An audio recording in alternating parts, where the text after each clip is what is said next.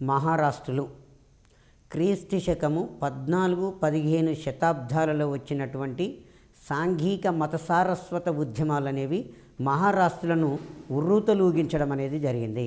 అంటే దీని మీనింగ్ ఏంటి అంటే, మహారాష్ట్రలో వచ్చినటువంటి భక్తి ఉద్యమము మహారాష్ట్ర ప్రజలను ఒక ఏకీకృతం చేయటానికి బాగా పనికొచ్చినట్టుగా చెప్పుకోవచ్చు.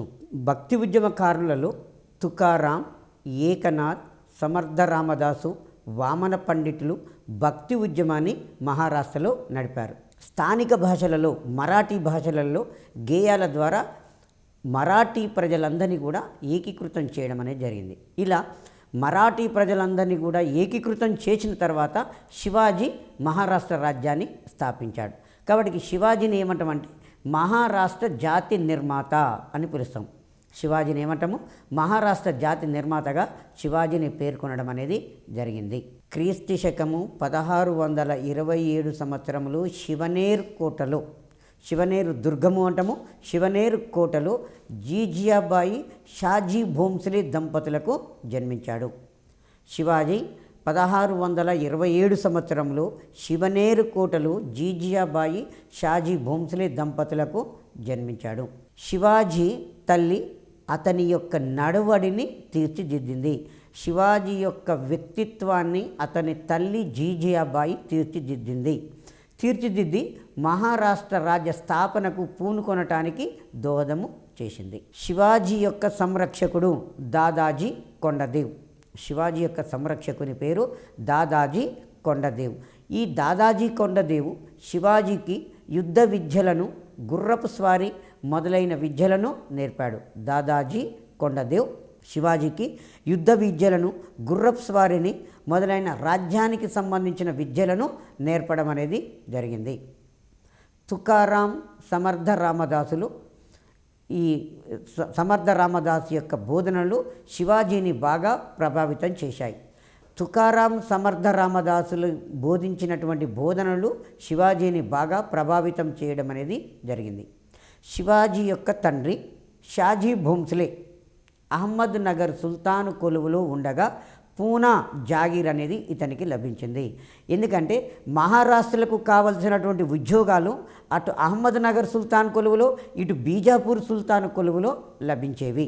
కాబట్టి శివాజీ యొక్క తండ్రి షాజీ భోంస్లే అహ్మద్ నగర్ సుల్తాన్ కొలువులో పనిచేశాడు. పని చేసినందుకు ఇతనికి పూనా జాగీర్ అనేది లభించింది. ఈ పూనా జాగీరు లభించింది. పూనా సంస్థానాన్ని శివాజీ తల్లికి ఇచ్చేసి ఈ అహ్మద్ నగర్ సుల్తాన్ కొలువులో ఉద్యోగాన్ని వదిలిపెట్టేసి బీజాపూర్ సుల్తాన్ కొలువులో ఈ షాజీ భోంస్లే చేరడం అనేది జరిగింది. శివాజీ క్రియాశీలక రాజకీయ సైనికుల విజయాల చరిత్ర 1646లో తోరణ దుర్గాన్ని బీజాపూర్ సుల్తాన్ నుంచి ఆక్రమించుకోవడంతో ప్రారంభం కావడం అనేది జరిగింది. శివాజీ యొక్క తండ్రి ఫస్ట్ అహ్మద్నగర్ సుల్తాన్ కొలువులో పనిచేశాడు. పూనా సంస్థానాన్ని పొందిండు. పూనా సంస్థానాన్ని తన భార్యకి ఇచ్చేసి తన మిత్రుడైనటువంటి దాదాజీ కొండదేవును తన భార్యకు, కుమారునికి సంరక్షణను పెట్టేసి తను బీజాపూర్ సుల్తాన్ కొలువులోకి వెళ్ళిపోయాడు. ఆ తర్వాత శివాజీని ఒక యుద్ధ విద్యలతోటి ఒక సామ్రాజ్య స్థాపనకు కావలసినటువంటి క్షత్రియోచిత విద్యలను దాదాజీ కొండదేవు నేర్పిస్తాడు. శివాజీ యొక్క తల్లినేమో ఆయన వ్యక్తిత్వాన్ని తీర్చిదిద్దుతాడు. కాబట్టి ఈ ముస్లిం రాజ్యాల మధ్యన ఒక కొత్త హైందవ సామ్రాజ్యాన్ని స్థాపించాలని ఒక బలమైన కోరిక శివాజీలో ఉండడం అనేది జరిగింది.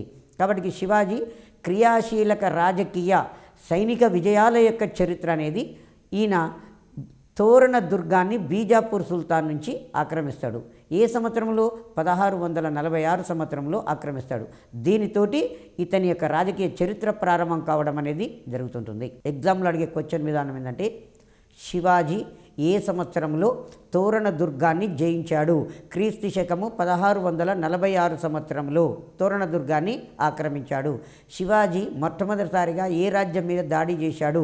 బీజాపూర్ రాజ్యం మీద దాడి చేసి బీజాపూర్ సుల్తాన్ నుంచి తోరణ దుర్గాన్ని అనే దాన్ని ఆక్రమించుకోవడం అనేది జరిగింది. శివాజీ విజృంభణ, శివాజీ ఏం చేస్తున్నాడు? పదే పదే బీజాపూర్ రాజ్యం మీద దాడి చేసి బీజాపూర్ రాజ్యంలో ఉన్నటువంటి అనేక ప్రాంతాలను ఆక్రమించుకుంటున్నాడు. ఇదే టైంలో శివాజీ యొక్క తండ్రి బీజాపూర్ సుల్తాన్ కొలువులో పనిచేస్తున్నాడు. కాబట్టి బీజాపూర్ సుల్తాను శివాజీ యొక్క దాడులను అరికట్టడానికి, బీజాపూర్ సుల్తాను శివాజీ యొక్క దాడులను అరికట్టాలన్న ఉద్దేశంతో శివాజీ యొక్క తండ్రిని బంధించాడు. తండ్రిని విడిపించుకోవడం కొరకు శివాజీ కొంతకాలం యుద్ధాలు చేయకుండా తటస్థంగా ఉండిపోయాడు.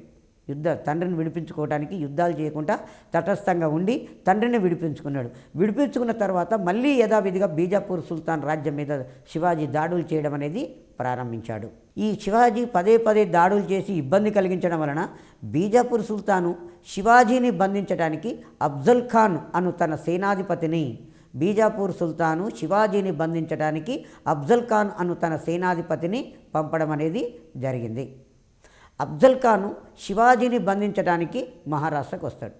మహారాష్ట్రకు వచ్చి మహారాష్ట్రలో భక్తి ఉద్యమానికి కేంద్ర స్థానము పండరీపురం.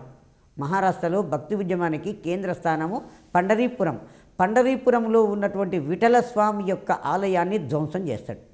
పండరీపురంలో ఉన్నటువంటి విఠలస్వామి యొక్క ఆలయాన్ని అఫ్జల్ ఖాన్ను ధ్వంసం చేయడం అనేది జరిగింది.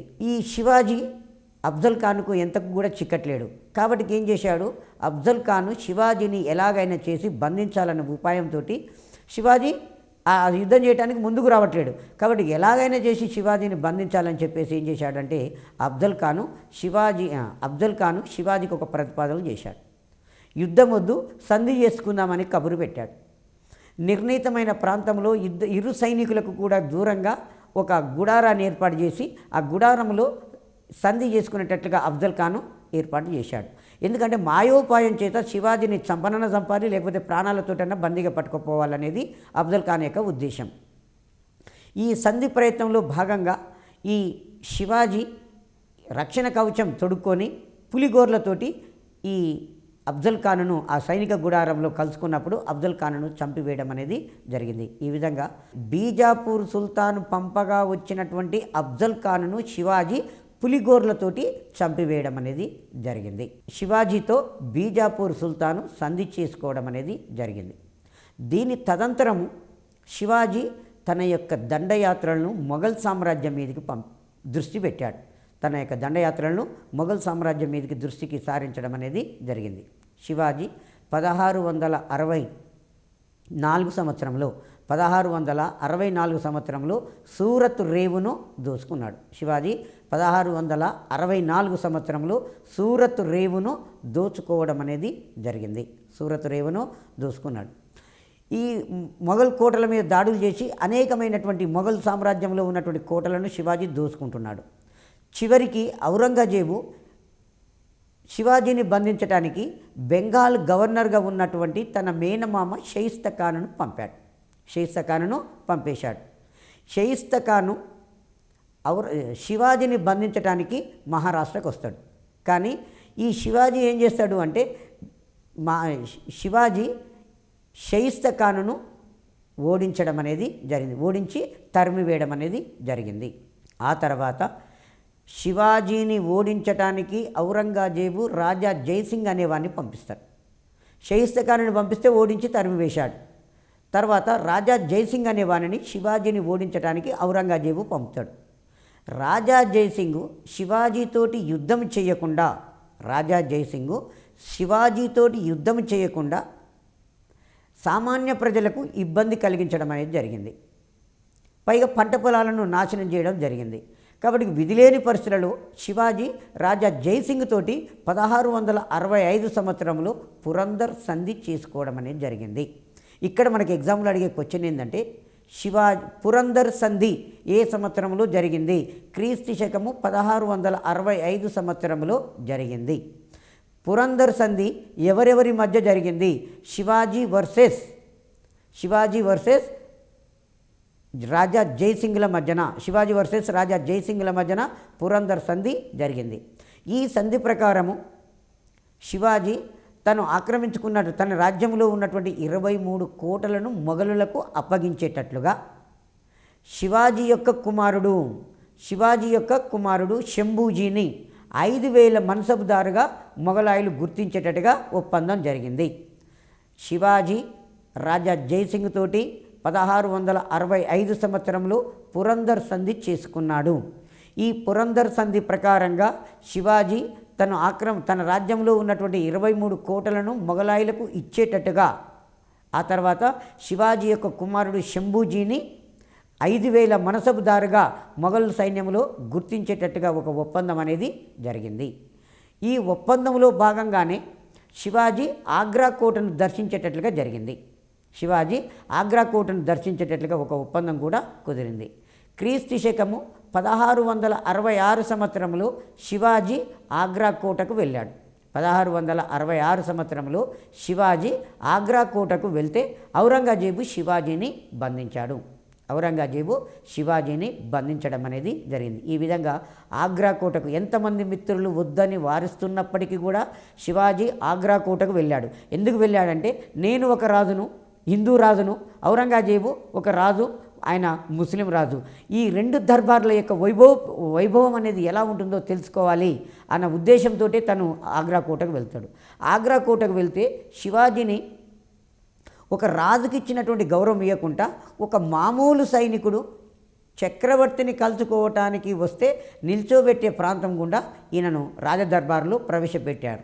అందుకు కోపించి శివాజీ ఔరంగజేబును కొంచెం దుర్భాషలాడడం అనేది జరుగుతుంటుంది. తత్మూలంగా ఈ శివాజీని ఆగ్రా కోటలో బంధించడం అనేది జరిగింది. అయితే ఆగ్రా కోటకు పోయినాక ఆగ్రా కోటలో బంధించిపోయాడు. బంధించిన తర్వాత కొంతకాలం పోయిన తర్వాత శివాజీ నెత్తి పెంచాడు, గడ్డం పెంచాడు.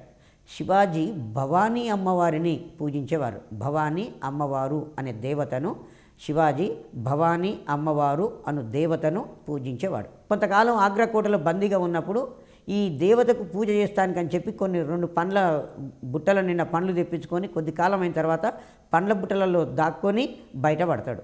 బయటపడి ఉత్తరప్రదేశ్ నుంచి బెంగాల్ నుంచి ఒరిస్సా నుంచి గోల్కొండ రాజ్యం నుంచి మహారాష్ట్ర చేరుతాడు.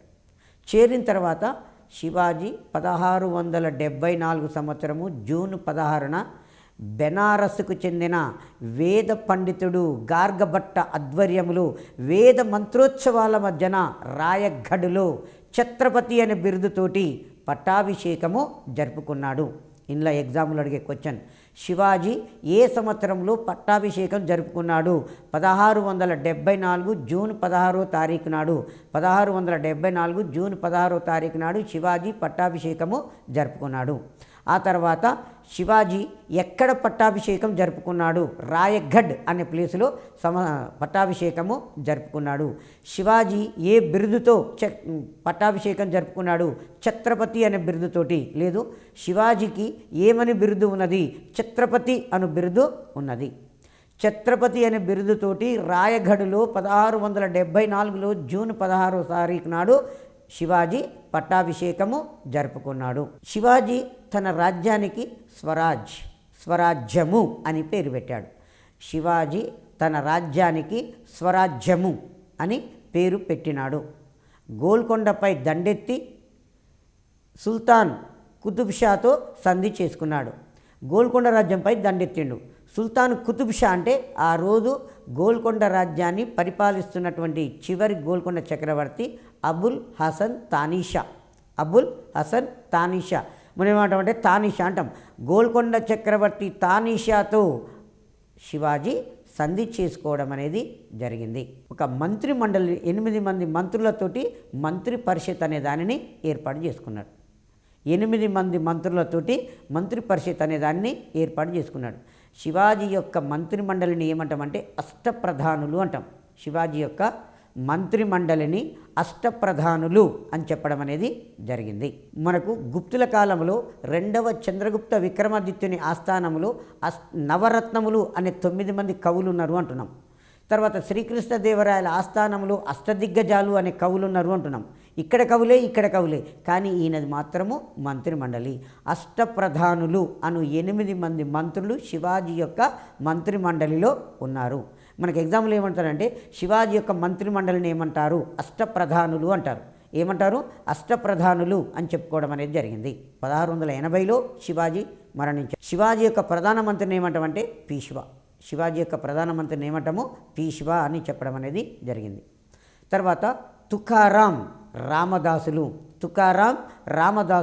శివాజీకి మత గురువులు. తుకారాం రామదాసులు శివాజీకి మత గురువులు.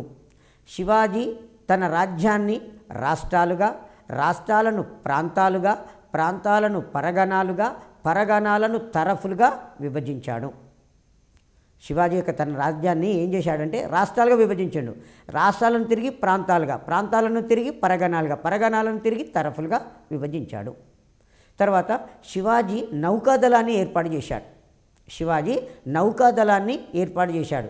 శివాజీ యొక్క నౌకాదళ కేంద్రము కొలాబా. శివాజీ యొక్క నౌకాదళ కేంద్రం ఎక్కడున్నది అంటే కొలాబాలో నౌకాదళ కేంద్రాన్ని ఏర్పాటు చేశాడు. శివాజీ రైతువారి విధానాన్ని ప్రవేశపెట్టిండు. శివాజీ రైతువారి విధానాన్ని ప్రవేశపెట్టిండు. ఈయన యుద్ధం చేసేటప్పుడు తన సైనికులకు ఒక విధానాన్ని చెప్పాడు. ఖురాను ప్రతులు కానీ లేదు ఖురాను గ్రంథం కానీ మనకు దొరికినట్లయితే దాన్ని అపవిత్రం చేయకుండా భద్రంగా భద్రపరిచి ఆ తర్వాత ముస్లిం సోదరులు ఎవరైనా ఎదురుపడినట్లయితే వారికి ఇచ్చేయమని చెప్పేస్తారు. అలాగే ముస్లిం స్త్రీలు పిల్లలు కూడా సైన్యానికి చిక్కితే వారిని ఎంతో గౌరవంతో తిరిగి పంపడం అనేది జరిగింది. శివాజీ ఖురాను ప్రతులను కానీ ముస్లిం స్త్రీలు కానీ పిల్లలు కానీ సైన్యానికి చిక్కితే వారిని తిరిగి గౌరవంగా పంపడం అనేది జరిగింది. జాగీర్దారీ వ్యవస్థను రద్దు చేశాడు. అయితే శివాజీ తన రాజ్యములో లేనటువంటి భాగాల నుంచి, రాజ్యంలో లేనటువంటి ప్రాంతాల నుంచి చౌత్ సర్దేశ్ముఖ్ అనే పన్నులను వసూలు చేశాడు. శివాజీ తన రాజ్యంలో లేనటువంటి ప్రాంతాల నుండి ప్రాంతాల నుంచి చౌత్ సర్దేశ్ముఖ్ అనే పన్నులను వసూలు చేశాడు. చౌత్ అంటే 1/4 వంతు. జిల్లాకు వచ్చినటువంటి ఆదాయాన్ని 1/4 వంతుగా శివాజీకి చెల్లించేవారు. సర్దేశ్ముఖ్ అంటేనేమో శివాజీ గౌరవార్థం చెల్లించే పన్ను. ఇక్కడ చాలా important, number of times competitive ఎగ్జామ్లో అడిగిన బిట్ ఏంటంటే శివాజీ తన రాజ్యంలో లేనటువంటి ప్రాంతాల నుంచి చౌత్ సర్దేశ్ముఖ్ అనే పన్నులను వసూలు చేశాడు. శివాజీ 1680 సంవత్సరంలో మరణించిన తర్వాత రాజ్యానికి వచ్చిన వారిని ఆర్డర్ క్రమం కూడా అడుగుతున్నాడండి. శివాజీ తర్వాత అతని కుమారుడు శంభూజీ అధికారంలోకి వస్తాడు. శివాజీ తర్వాత అతని కుమారుడు శంభూజీ రాజ్యానికి వస్తాడు. శంభూజీ తర్వాత రాజారాం అధికారంలోకి వస్తాడు. రాజారాం తర్వాత తారాబాయి అధికారంలోకి వస్తుంది. తారాబాయి తర్వాత సాహు అనేవాడు అధికారంలోకి వస్తాడు. ఇక్కడ మీకు శంభూజీ అనే పేరు కనిపిస్తలేదు. అయినప్పటికీ కూడా శివాజీ తర్వాత అతని కుమారుడు శంభూజీ అధికారంలోకి వచ్చాడు. శంభూజీ తర్వాత రాజారాం అనేటాయన అధికారంలోకి వచ్చాడు. రాజారాం తర్వాత రాజారాం భార్య తారాబాయి అధికారంలోకి వస్తుంది. ఆ తర్వాత తారాబాయి తర్వాత శంభూజీ కుమారుడు సాహు అనేటాయన అధికారంలోకి వచ్చి పరిపాలించడం జరిగింది. మళ్ళొకసారి చెప్తున్నాను, ఈ శివాజీ యొక్క మరణం తర్వాత ఎవరు పరిపాలనకు వచ్చారనేది ఆర్డర్ క్రమం కూడా చాలా ఇంపార్టెంటు. మనకు శివాజీ తర్వాత అతని కుమారుడు శంభూజీ తర్వాత శివాజీ యొక్క రెండవ భార్య కుమారుడు రాజారాం తర్వాత అతని భార్య తారాబాయి తర్వాత శంభూజీ కుమారుడు సాహు అనే వాళ్ళు మహారాష్ట్ర సామ్రాజ్యాన్ని పరిపాలించారు. బాలాజీ విశ్వనాథును పీష్వాగా ప్రకటించడం అనేది జరిగింది. పుష్య అని పడ్డదండి, తప్పది. శివాజీ యొక్క మనవడు, వెరీ వెరీ ఇంపార్టెంట్, శివాజీ యొక్క మనవడు సాహు ఛత్రపతిగా ఉన్నప్పుడు బాలాజీ విశ్వనాథును పీష్వాగా వంశపారంపర్య హక్కులతోటి నియమించాడు. పీష్వా పదవిని వంశపారంపర్య హక్కులతోటి బాలాజీ విశ్వనాథ్ కుటుంబానికి ఇచ్చింది ఎవరు అంటే సాహు. ఈ బాలాజీ విశ్వనాథ్ 1713 సంవత్సరం నుంచి 1720 వరకు బాలాజీ విశ్వనాథ్ పరిపాలించాడు. అతని తర్వాత బాలాజీ విశ్వనాథ్ తర్వాత అతని కుమారుడు బాలాజీ బాజీరావు అధికారంలోకి వచ్చాడు. హిందూ పాదుషాహి స్థాపించడం తన లక్ష్యము అని చెప్పేశాడు. బాలాజీ బాజీరావు హిందూ పాదుషాహిని స్థాపించడము తన లక్ష్యమని చెప్పి ప్రకటించుకోవడం అనేది జరిగింది. తర్వాత 3వ పానిపట్టు యుద్ధము 1761 సంవత్సరము జనవరి 14వ తారీఖు నాడు జరిగింది. మూడవ పానిపట్టు యుద్ధము 1761 జనవరి 14వ తారీఖు నాడు జరిగింది. పానిపట్టు అనేది హర్యానాలో ఉన్నటువంటి ప్రాంతం. ఈ పానిపట్టు దగ్గర 3 సార్లు యుద్ధం జరిగిందండి. 3 సార్లు కూడా విదేశస్తులే విజయం సాధించారు. మొదటి పానిపట్టు యుద్ధము 1556లో జరిగింది. విదేశస్తుడైనటువంటి బాబరు ఢిల్లీ చక్రవర్తి అయినటువంటి ఇబ్రహీం లోడీల మధ్య జరిగింది. యుద్ధంలో బాబర్ విజయం సాధించాడు. ఢిల్లీ చక్రవర్తి ఇబ్రహీం లోడీ ఓడింపబడి చంపబడ్డాడు. రెండవ పానిపట్టు యుద్ధము 1556 సంవత్సరంలో జరిగింది. విదేశస్థుడైనటువంటి అక్బరుకు ఢిల్లీ చక్రవర్తి అయినటువంటి హేముకు మధ్యన జరిగింది. రెండవ పానిపట్టు యుద్ధము అక్బర్ వర్సెస్ హేముల మధ్యన జరిగింది. యుద్ధ భూమిలో హేము ఓడింపబడి చంపబడ్డాడు. మూడవ పానిపట్టు యుద్ధము 1761లో జరిగింది. విదేశస్థుడైనటువంటి అహ్మద్ షా అబ్దాలీ మహారాష్ట్రుల మధ్యన జరిగింది. ఎందుకు అంటే అప్పుడు భారతదేశంలో చక్రవర్తులు ఎవరంటే మొఘల్ చక్రవర్తులు. దాదాపు మొఘల్ చక్రవర్తులు అనే వాళ్ళు నామకే వాస్తే చక్రవర్తులుగా అయ్యారు. పీష్వాల కాలంలో మహారాష్ట్ర సామ్రాజ్యం ఉత్తర భారతదేశం మొత్తం వ్యాపించింది, దేదీప్యమానంగా వెలుగొందుతుంది. కాబట్టి పీష్వాల అధికారము సుప్రీం అయిపోయింది. కాబట్టి మొఘల్ చక్రవర్తులే ఒక రకంగా చెప్పాలంటే కీలుబొమ్మలాగా అయిపోయారు. మొఘల్ చక్రవర్తుల తరపున మహారాష్ట్రులు అనేవాళ్ళు మూడవ పానిపట్టు యుద్ధంలో పాల్గొన్నారు. అప్పుడు మహారాష్ట్ర పీష్వా ఎవరంటే మొదటి బాజీరావు. అప్పటి మహారాష్ట్ర పీష్వా ఎవరు అంటే మొదటి బాజీరావు అనేట ఆయన మహారాష్ట్ర పీష్వా ఉన్నాడు. ఇక్కడ విదేశస్తులు ఎవరు? అహ్మద్ షా అబ్దాలీ, ఆఫ్ఘన్ సర్దార్. ఇది గుర్తుపెట్టుకోవాలి. అహ్మద్ షా అబ్దాలీ ఎవరు అంటే ఆఫ్ఘన్ సర్దార్ అహ్మద్ షా అబ్దాలీ.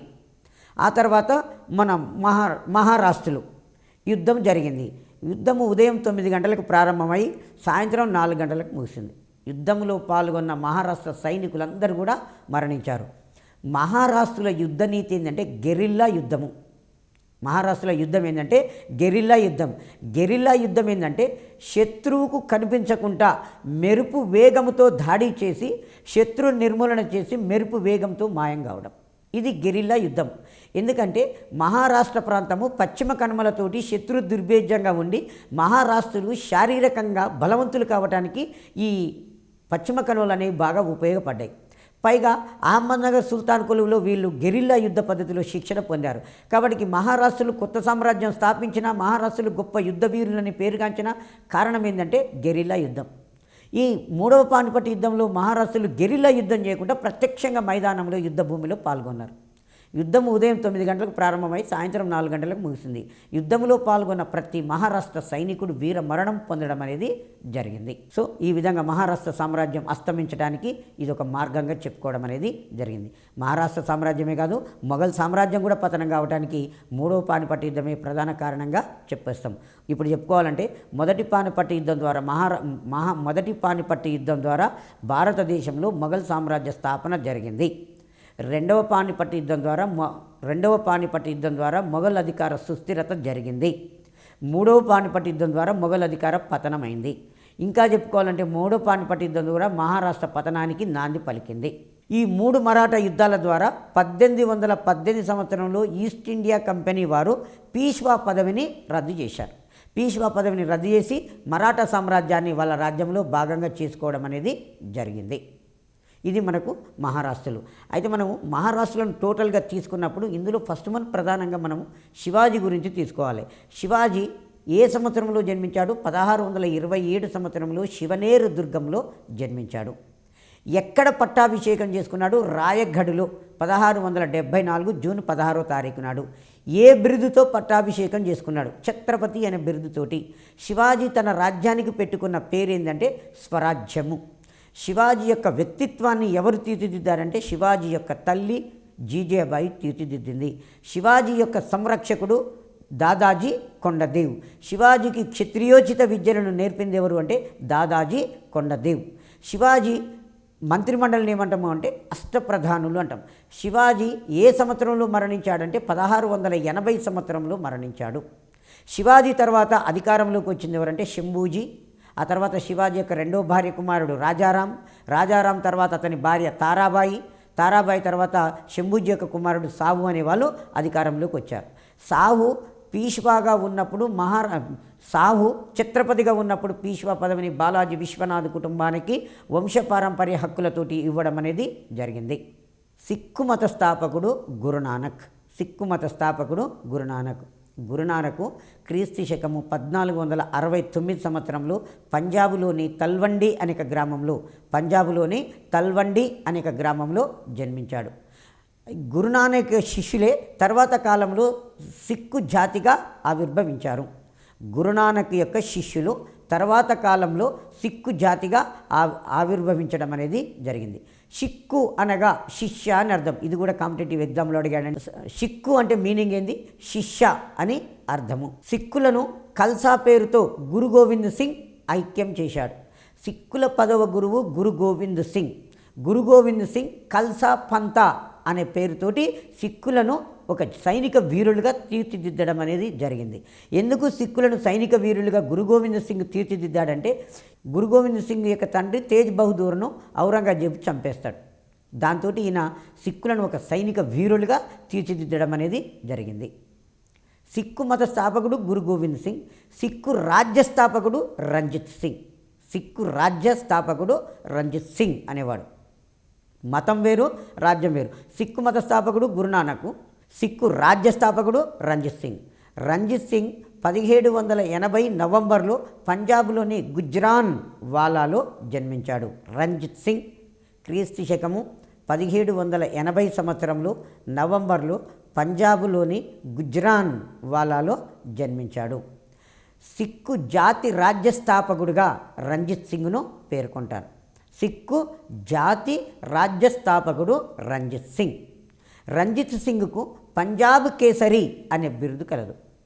ఈ రంజిత్ సింగ్ సిక్కు రాజ్యాన్ని స్థాపించినప్పుడు మనకు 1739లో పర్షా ప్రభువు నాదిర్ షా భారతదేశం మీద దండెత్తి నెమలి సింహాసనము కోహినూరు వజ్రాన్ని తీసుకొని పోతాడు. ఈ రంజిత్ సింగ్ ఏం చేశాడు అంటే పర్షా మీద దండెత్తి అప్పుడున్నటువంటి పర్షా పాలకుని ఓడించి కోహినూరు వజ్రాన్ని తీసుకొని రావడం అనేది జరిగింది. రంజిత్ సింగ్ 1809 సంవత్సరంలో ఇంగ్లీష్ వారితోటి అమృత్ సంధి చేసుకున్నాడు. ఈ సంధి చేసుకున్న తర్వాత తన రాజ్యహితం దృష్ట్యా సంధి చేసుకున్నాడు. ఈ బ్రిటిష్ వారు రంజిత్ సింగ్ ఏం చేశాడు, తన దగ్గర ఉన్నటువంటి కోహినూరు వజ్రాన్ని బ్రిటిష్ వారికి బహుమానంగా ఇవ్వడం అనేది జరిగింది. కోహినూరు వజ్రాన్ని పంజాబ్ పాలకుడైనటువంటి రంజిత్ సింగ్ బ్రిటిష్ వారికి ఇవ్వడం అనేది జరిగింది. ప్రపంచ ప్రసిద్ధిగాంచినటువంటి కోహినూరు వజ్రము గోల్కొండ రాజ్యంలో కృష్ణానది లోయలో గుంటూరు జిల్లాలో కోల్లూరు గన్లలో బయటపడింది. అప్పటి గోల్కొండ చక్రవర్తి యొక్క అధికారి మహమ్మద్ సయీద్ అనేవాడు ఈ వజ్రాన్ని షాజహాన్కు బహుకరిస్తాడు. షాజహాన్ నెమలి సింహాసనం తయారు చేయించి అందులో ఈ వజ్రాన్ని పొదిగించడం అనేది జరిగింది. దానిని పర్షా ప్రభు నాదిర్ షా తీసుకొని పోవడం అనేది జరిగింది. దాని తదంతరము ఈ పంజాబ్ పాలకుడు రంజిత్ సింగ్ కోహినూరు వజ్రాన్ని తీసుకొస్తాడు. ఈ కోహినూరు వజ్రాన్ని రంజిత్ సింగ్ దగ్గర నుంచి బ్రిటిష్ వాళ్ళు తీసుకొని పోవడం అనేది జరిగింది. ప్రస్తుతము బ్రిటన్ దేశంలోనే కోహినూరు వజ్రము ఉండిపోవడం అనేది జరిగింది. యూరోపియన్ల రాక. భారతదేశానికి యూరోపియన్లకు రాక ఇది కొత్తగా చెప్పుకోవాల్సిన అవసరం లేదు. ఎందుకంటే యూరోపియన్లు ప్రాచీన కాలం నుండి కూడా మన భారతదేశానికి వర్తకం కొరకు వచ్చారు. మనకు భారతదేశంలో ప్రథమ గొప్ప మహాసామ్రాజ్యము మౌర్య సామ్రాజ్యం. మౌర్య సామ్రాజ్య కాలం నుంచి మనం ఇతర దేశాలతోటి వర్తక వాణిజ్యాలను కొనసాగించాం. ఆంధ్ర శాతవాహనుల కాలంలో ఈ రోమన్లతోటి వర్తకము కొనసాగింది. మద్రాసు సమీపంలో ఉన్నటువంటి అరకామేడు నౌకా కేంద్రం ద్వారా రోమన్లతోటి శాతవాహనుల కాలంలో వర్తకం చేయడం అనేది జరిగింది. ఎక్కడి నుంచి వచ్చేవాళ్ళంటే వీరు భూమార్గం ద్వారా వచ్చారు. యూరప్ ఖండానికి ఆసియా ఖండానికి కాన్స్టాంటినోపుల్ అనే ఒక చిన్న భూమార్గం ఉన్నది. ఈ భూమార్గం ద్వారా వాళ్ళు భారతదేశానికి వచ్చేవారు. ఈ కాన్స్టాంటినోపుల్ నగరము 1453 సంవత్సరంలో కాన్స్టాంటినోపుల్ నగరాన్ని తురిష్క రాజైన 2వ మహమ్మదు ఆక్రమించాడు. క్రీస్తు శకము 1453 సంవత్సరంలో తురిష్క రాజైన 2వ మహమ్మదు కాన్స్టాంటినోపుల్ నగరాన్ని ఆక్రమించాడు. దానితోటి తూర్పు దేశాలకు ఐరోపా దేశాలకు వర్తకం అనేది స్తంభించిపోవడం అనేది జరిగింది. ఎందుకంటే కాన్స్టాంటినోపుల్ నగరాన్ని ఆక్రమించుకుందేమో ముస్లింలు, ఆ తర్వాత యూరప్ ఖండం వారి మొత్తం కూడా క్రైస్తవులు. ఇద్దరికి మధ్యన పడకనే గతంలో 1095 సంవత్సరంలో క్రూసేడులు అనేవి జరిగినాయి. క్రూసేడులు అంటే మత యుద్ధాలు. క్రైస్తవులకు ఇస్లాం మతస్థులకు మధ్య జరిగిన మత యుద్ధాలను క్రూసేడులు అంటాం. ఈ రెండు మతాలకు అసలు పడదు. సో కాబట్టి కాన్స్టాంటినోపుల్ పతనము ఎప్పుడు 1453. సో కాబట్టి దాని నుంచి యూరోపియన్లకు తూర్పు దేశాలకు పోవటానికి ఆస్కారం లేకపోయింది. కాబట్టి ఇదే సమయంలో భూగోళ అన్వేషణలు అనేవి ప్రారంభం కావడం అనేది జరిగింది. తూర్పు దేశాలకు పోవటానికి భూగోళ అన్వేషణలు ప్రారంభమైనవి. దానికి ప్రధానంగా పోర్చుగల్ దేశము, స్పెయిన్ దేశాలు ప్రధాన పాత్ర పోషించడం అనేది జరిగింది. భూగోళ అన్వేషణలో యూరప్ ఖండంలో పోటీపడ్డ దేశాలు పోర్చుగల్, స్పెయిన్. యూరప్ దేశాలు తూర్పు దేశాలతోటి రావడానికి పోటీపడ్డాయి. అంటే రాణి రుద్రమదేవి పరిపాలించేటప్పుడు మార్కోపోలో అను ఇటలీ యాత్రికుడు ఆమె కాలంలో కాకతీయ రాజ్యాన్ని సందర్శించాడు. అలాగే కులశేఖరుని కాలంలో పాండ్య రాజ్యాన్ని సందర్శించాడు. మోటుపల్లి ఓడరేవును సందర్శించాడు. చైనా దేశం, జపాన్ దేశం, బర్మా దేశం, ఇండోనేషియా దేశాలు పోయి తూర్పు దేశాలలో ఉన్నటువంటి సిరి సంపదల గురించి ట్రావెల్స్ అనే గ్రంథాన్ని మార్కోపోలో రాశాడు. ఎప్పుడైతే కాన్స్టాంటినోపుల్ పతనమైందో కాన్స్టాంటినోపుల్ నగరంలో ఉన్నటువంటి గ్రీకు మేధావులు యూరప్ ఖండంలోకి పోయి వివిధ ప్రాంతాలలో ఆశ్రమాలు స్థాపించి కళాశాలలను, పాఠశాలను నెలకొల్పి పీపుల్స్ను ఎడ్యుకేటెడ్ చేయడం అనేది జరిగింది. ఇలా మార్కోపోలో రాసిన గ్రంథము చదవడము జరిగింది. మార్కోపోలో రాసిన గ్రంథాన్ని వాళ్ళు చదివి తూర్పు దేశాలకు పోవాలని ఒక నిశ్చయానికి రావడం అనేది జరిగింది. ఇలా ఈ వర్తకం అనేది బంద్ అయిపోయింది. కాబట్టి ఎలాగైనా చేసి భూగోళ అన్వేషణల ద్వారా తూర్పు దేశాలకు పోవాలని పోర్చుగల్, స్పెయిన్ దేశాలు పోటీలు పడడం కూడా జరిగింది. టాలమీ భూకేంద్రక సిద్ధాంతం అనేది ప్రతిపాదించాడు. టాలమీ భూకేంద్రక సిద్ధాంతం అనే దానిని ప్రతిపాదించడం అనేది జరిగింది. గెలీలియో, కోపర్నికస్లు గెలీలియో దూరదర్శిని యంత్రాన్ని కనుగొన్నాడు. కోపర్నికస్ సూర్యకేంద్రక సిద్ధాంతాన్ని చెప్పేశాడు. గతంలో భూమి విశాల విశ్వానికి కేంద్రము అని చెప్పి టాలమీ ప్రతిపాదిస్తాడు. దాన్నే భూకేంద్రక సిద్ధాంతము. డెఫినెట్ క్వశ్చన్ వస్తుందండి. ఇది సబ్జెక్టు పరంగానే కాకుండా జీకే పరంగా కూడా ఇంపార్టెంట్. భూకేంద్రక సిద్ధాంతము అంటే విశాల విశ్వానికి భూమి కేంద్రము అని ప్రతిపాదించింది ఎవరు? టాలమీ. అక్కడ టోలమీ అని తప్పు, టాలమీ ప్రతిపాదించాడు. తర్వాత కోపర్నికస్ ఏం చెప్పాడంటే సూర్యకేంద్రక సిద్ధాంతం చెప్పి విశాలమైన విశ్వానికి సూర్యుడి కేంద్రము అని చెప్పేశాడు. ఆ తర్వాత గెలీలియో దూరదర్శిన్ అనే యంత్రాన్ని, దూరంగా ఉన్న వాటిని దగ్గరంగా చూసే దూరదర్శిన్ అనే యంత్రాన్ని గెలీలియో కనుగొన్నాడు. ఈ కోపర్నికస్ గెలీలియో కనుగొన్న దూరదర్శిని యంత్రం ద్వారా దూరంగా ఉన్న వాటిని దగ్గరగా చూయించి విశాల విశ్వానికి సూర్యుడి కేంద్ర స్థానంలో ఉండడాన్ని నిరూపించడం అనేది జరిగింది. భారతదేశానికి నూతన సముద్ర మార్గాన్ని కూడా కనుగొనాలనే ప్రయత్నాలు జరిగినాయి. ఈ ప్రయత్నంలో ముందంజ వేసిన దేశం ఏంటంటే పోర్చుగల్. పోర్చుగల్ పాలకుడు డామ్ హెన్రీ నావికా పాఠశాలను స్థాపించాడు.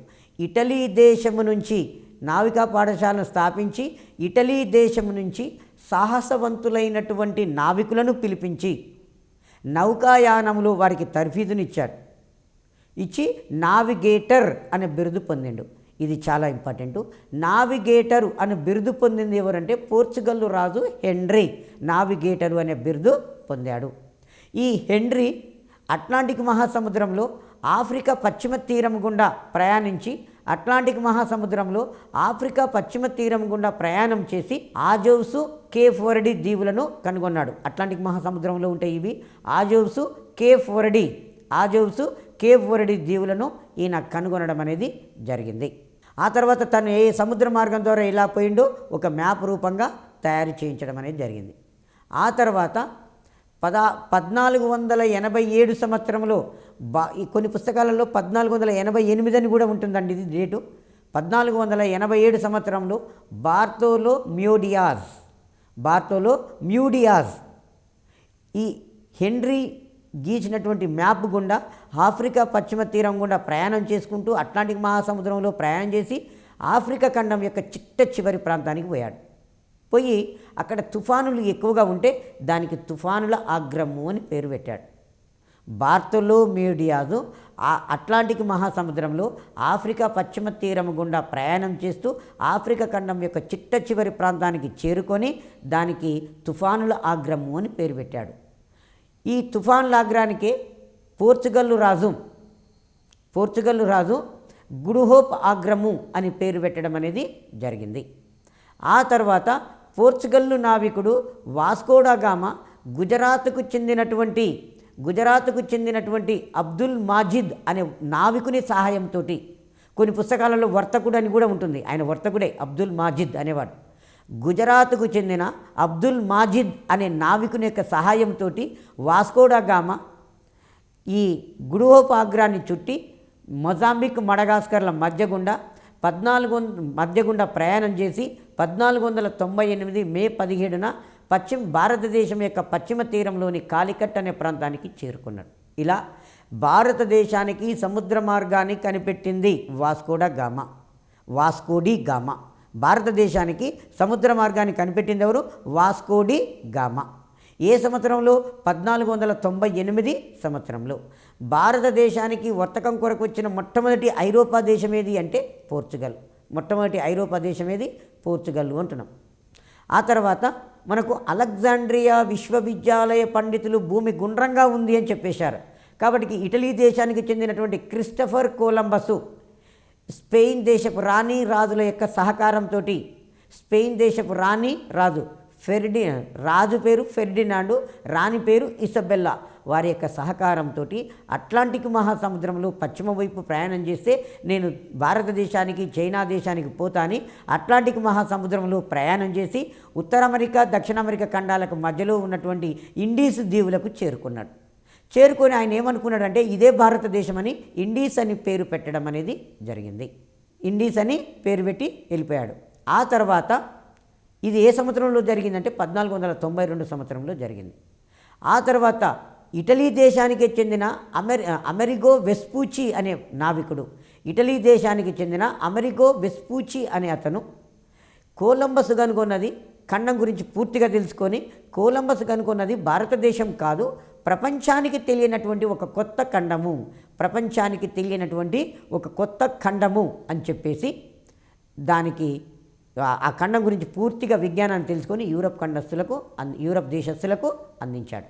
కాబట్టి ఈ కొలంబస్ కనుగొన్న ఖండానికి అమెరిగో వెస్పూచి పేరు మీదుగా అమెరికా ఖండము అనే పేరు వచ్చింది. మనకి ఎగ్జామ్లో చాలాసార్లు అడిగాడు, జీకేలో కూడా వస్తుంది.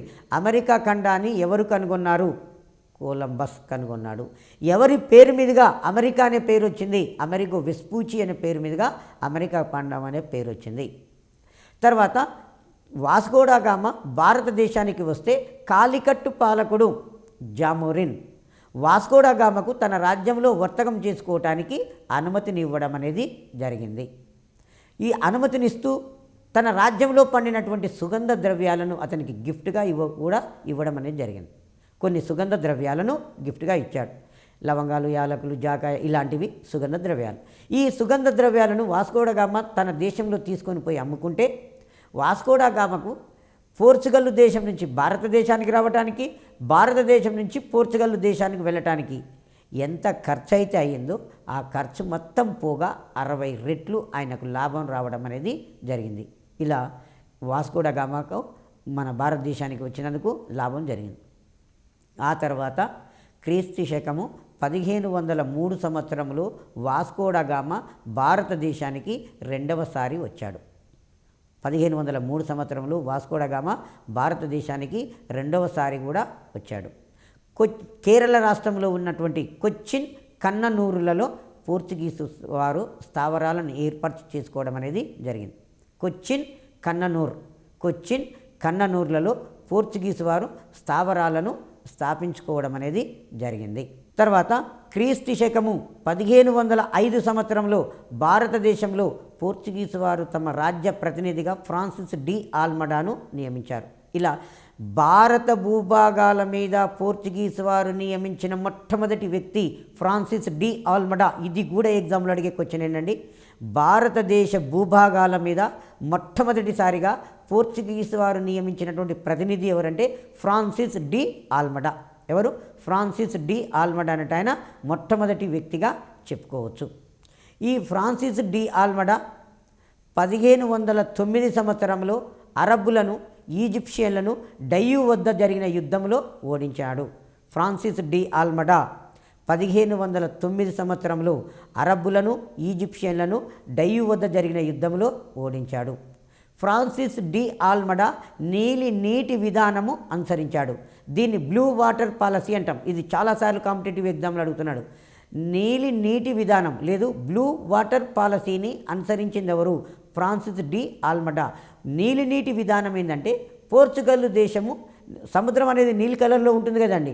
సముద్ర ఆధిపత్యము సాధించాలి అంటే సముద్ర ప్రయాణం చేసి ఎన్ని ఖండాలు అయితే ఉన్నాయో, ఎన్ని దేశాలు ఉన్నాయో మొత్తం ఈ ప్రపంచం మొత్తం ఉన్నటువంటి సముద్రాల మీద ఆధిపత్యం పోర్చుగల్ దేశాందే ఉండాలి తప్ప మరొక దేశాన్ని ఉండకూడదు అన్న ఉద్దేశంతో నీటి విధానాన్ని ఫ్రాన్సిస్ డి ఆల్మడా అనుసరించాడు. ఆ తర్వాత భారతదేశంలో పోర్చుగల్ యొక్క ప్రాబల్యానికి బలమైనటువంటి పునాదులు వేసినవాడు డి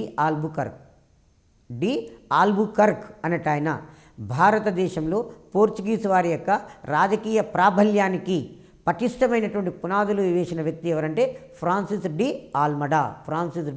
ఆల్మడా పటిష్టమైన పునాదులను వేశాడు.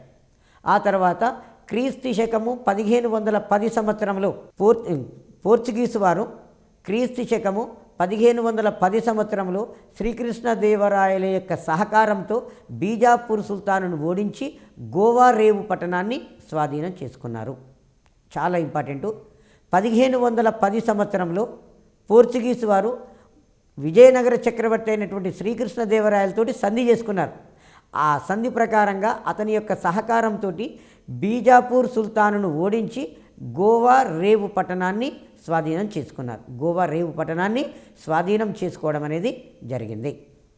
ఆ తర్వాత భారతదేశంలో పోర్చుగీసు వారికి గోవా ప్రధాన వర్తక కేంద్రం అయింది. భారతదేశంలో ప్రధాన వర్తక కేంద్రం పోర్చుగీస్ వారికి ఏది? గోవా. 1517 సంవత్సరంలో డయ్యూ డామన్లను స్వాధీనం చేసుకున్నారు. పోర్చుగీస్ వారు 1517 సంవత్సరంలో డయ్యూ డామన్లను కూడా స్వాధీనము చేసుకున్నారు. పశ్చిమ తీరంలో ఉన్న బేసిన్, సాల్సెట్టి, బొంబాయిలలో, తూర్పు తీరంలోని శాంతోమ్, హుగ్లీలలో పోర్చుగీసు వారు స్థావరాలను ఏర్పాటు చేసుకున్నారు.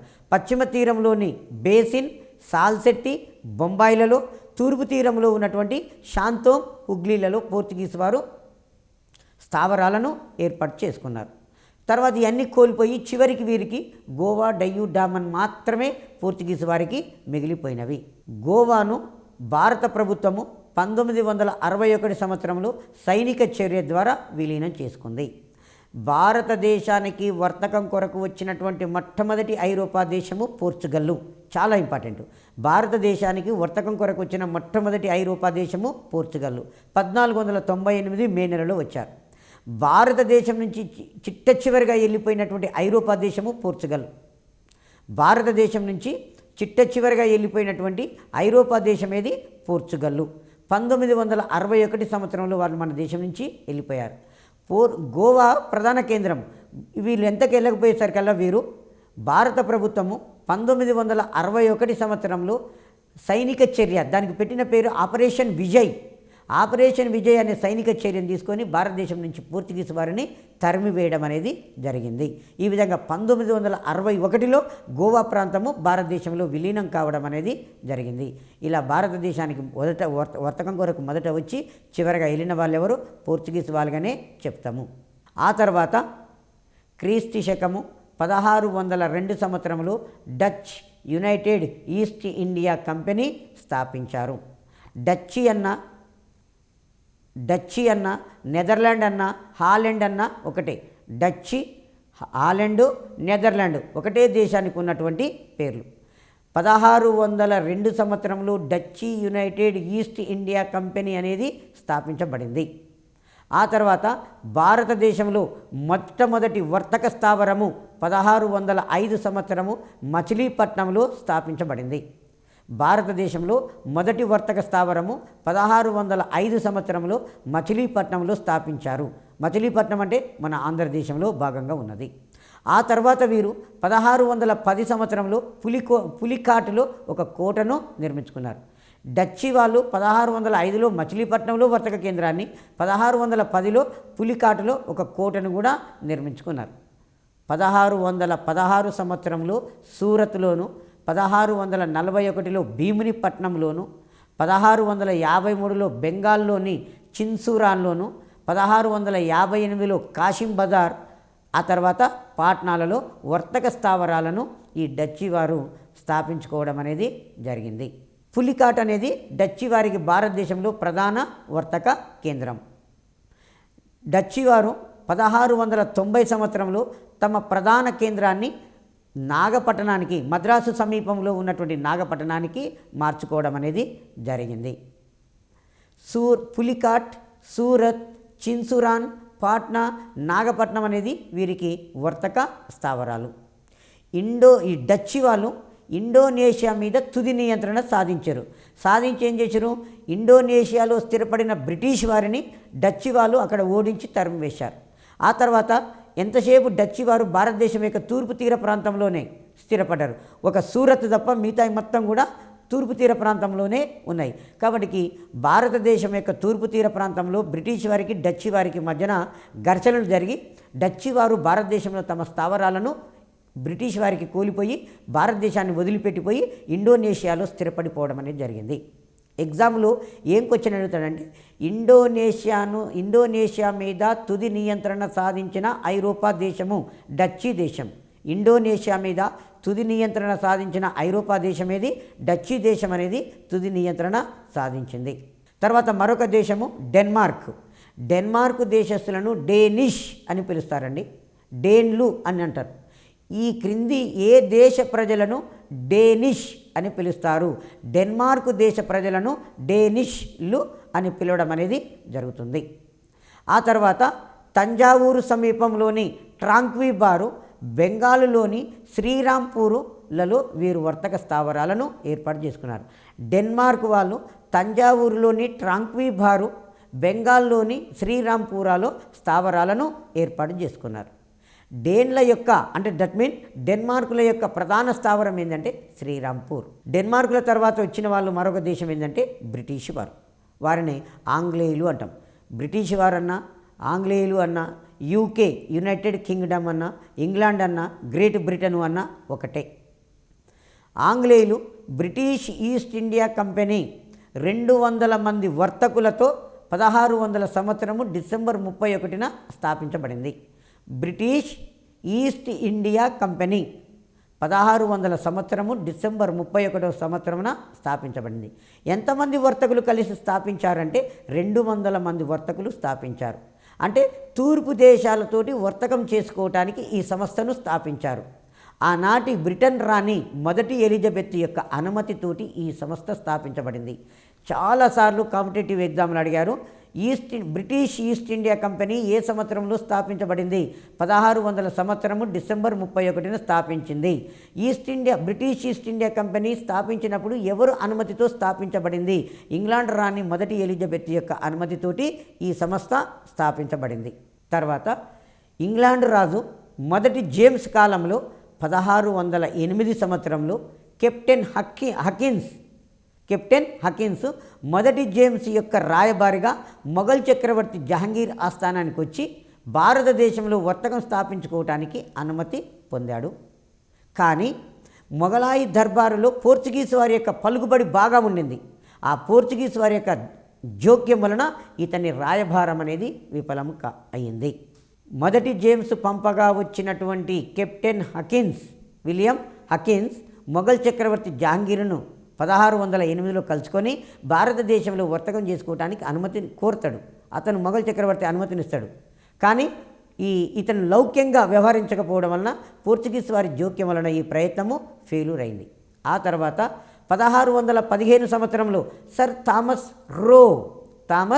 రో అనేట ఆయన జహాంగీర్ను సందర్శించి సూరత్లో వర్తక స్థావరం స్థాపించుకోవటానికి అనుమతి పొందాడు. సూరత్లో వర్తక కేంద్రాన్ని స్థాపించాడు.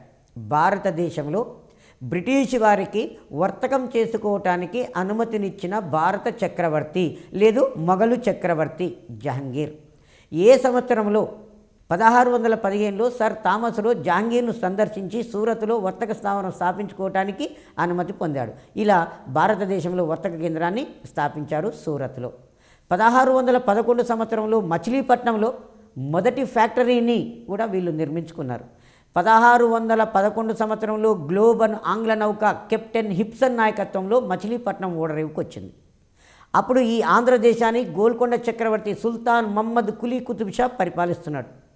అతనిని దర్శించుకొని మచిలీపట్నంలో వర్తక కేంద్రం స్థాపించుకోవడానికి అనుమతి పొందారు. ఫ్యాక్టరీ అంటే ఆయా కంపెనీ ఉద్యోగస్తులు నివసించే ప్రాంతాన్ని ఫ్యాక్టరీలు అంటారండి. 1639 సంవత్సరంలో ఫ్రాన్సిస్ డే చంద్రగిరి రాజు యొక్క ప్రతినిధి నుంచి చెన్నై ప్రాంతాన్ని కౌలుకు తీసుకొని 1641లో అక్కడ ఒక సెయింట్ జార్జ్ కోటను నిర్మించాడు. కడలూరులో సెయింట్ డేవిడ్ కోటను నిర్మించారు. బెంగాల్లోని బాలసోర్, హుగ్లీ, కాశీం బజార్లలో కూడా బ్రిటిష్ వాళ్ళు తమ యొక్క వర్తక స్థావరాలను ఏర్పాటు చేసుకోవడం అనేది జరిగింది. Okay, thank you.